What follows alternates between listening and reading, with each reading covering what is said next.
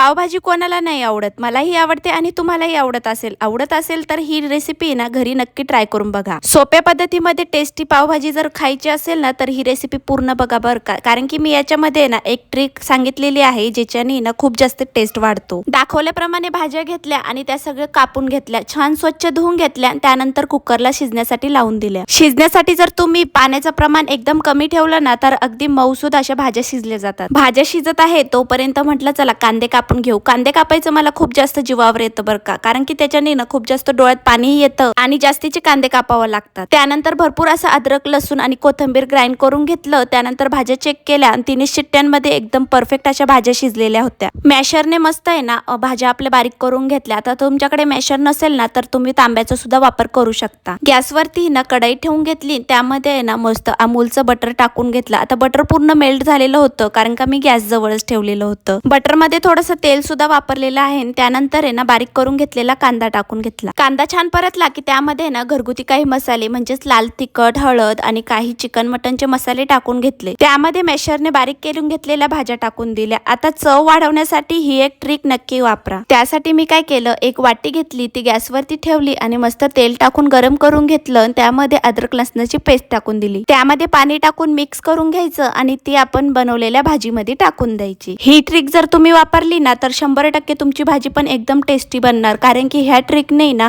खूप जास्त टेस्टी भाजी बनते। त्यानंतर गरजेप्रमाणे पाणी टाकून घेतलं, मीठ टाकून घेतलं आणि त्यानंतर पावभाजीचा मसाला टाकून घेतला। वरतून छान मस्त कोथिंबीर टाकून घ्यायची आणि पुन्हा एकदा मिक्स कर। तवा तापायला ठेवायचा, त्यावरती 4 पाव ठेवले आणि त्याच्यानंतर त्याला आहे ना दोघी बाजूने बटर लावून छान अलटी पलटी करून आहे ना भाजून घेतले। माझी 3000ची फॅमिली कंप्लीट झालेली आहे इंस्टाग्राम वरती, त्याबद्दल तुमचे मनापासून धन्यवाद। Bye bye.